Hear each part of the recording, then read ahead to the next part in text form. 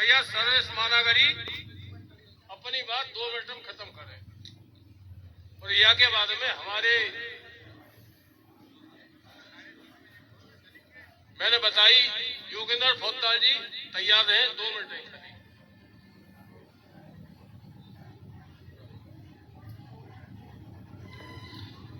समस्त सरदारी और मेरे मंचासीन बुजुर्गों और हमारे क्षेत्र की क्या इस धरती की धरोहर राम बाबू चौधरी साहब को मैं बार बार नमन करते हुए अपनी बात को आगे बढ़ा रहा हूं। भैया किसी का मोबाइल गिर गया है, अगर किसी को ध्यान आ जाए तो मंच पे चले। वैसे तो मैं आपका बच्चा हूं, आपसे तो यहाँ तो सब सरदारियों में ज्यादातर बुजुर्गों ने ही बोला है, सबसे पहले युवाओं में मेरा ही नंबर आया है।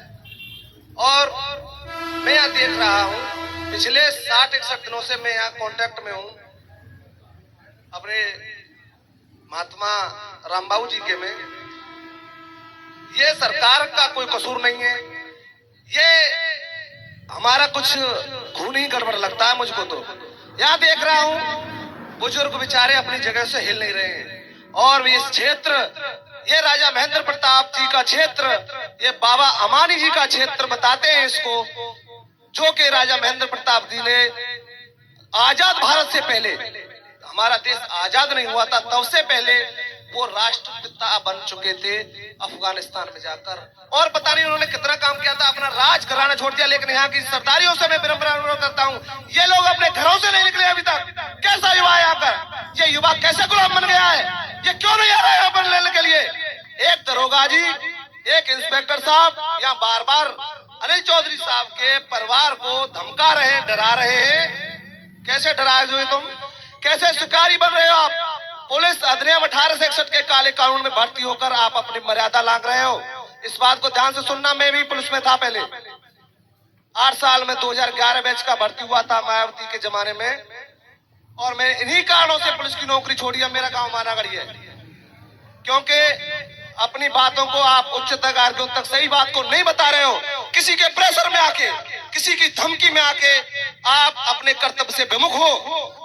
कैसे विमुख हो सकते हो। आपको ये वर्दी मिली है, वर्दी का मतलब कवच होता है, और ये कवच और कुंडल आम जनता और आम लोगों को और गरीबों और असहायों को न्याय दिलाने के लिए है, न कि तुम उनको जुल्म और ज्यादती करोगे। अंग्रेज मत बनो, आपका कानून 1861 का है। मैं जानता हूं, मैंने 8 साल नौकरी करने के बाद इसलिए नौकरी से इस्तीफा दिया था कि मुझ पर ये गुलामी कवच को पहनकर मैं ये से काम नहीं कर सकता हूं। आपको अपने अधिकारियों को प्रॉपर रिपोर्ट दें। ये आपको पता नहीं है, ये रामबाबू चौधरी साहब नौवारी और नरवारी की जनता से पूछो, वहां के पुलिस प्रशासन से पूछो, मथुरा के डीएम एसएसपी को पूछो और जांच को खंगालो, मायावती के शासन को पूछो, जिनके जमाने में किसी की कुछ कानून व्यवस्था में कोई अड़ंगा नहीं दे सकता था, तब के ये हमारी धरोहर है। और आप इनको आकर के दरोगा जी, इंस्पेक्टर साहब तक ही सीमित रहेंगे। हम लोकतंत्र में हम बस यहीं तक सीमित रहेंगे। क्या मांगा हमने? हमने सिर्फ ये कहा है कि अगर अनिल चौधरी साहब दोषी हैं तो उनको हमारे घोड़ा में आकर के फांसी पे चढ़ा दो भाई।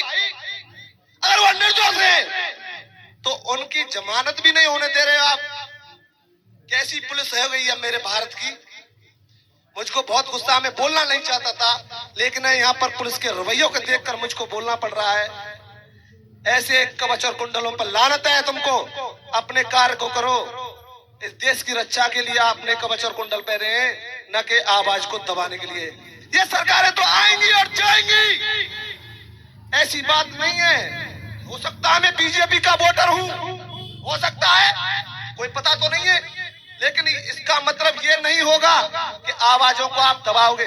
61 दिन का आंदोलन, 61 दिन का आंदोलन, अभी तक एसएसपी साहब को पता नहीं है, डीएम साहब को पता नहीं है।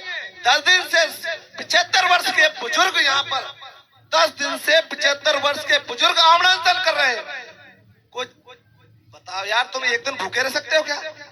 तुम्हारा कुछ जाता है क्या कहने में, अधिकारियों को रिपोर्ट देने में?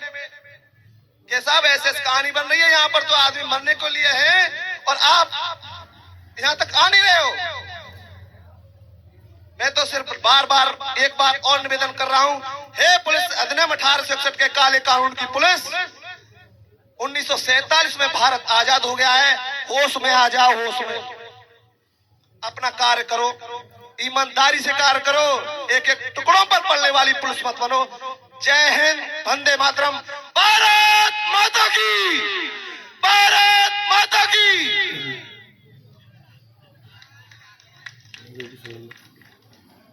दोस्तों, अभी आपने हमारे बीच के नौजवान की बात सुनी। आक्रोश स्वाभाविक है। हमारा धरना 61 दिन से संवैधानिक तौर से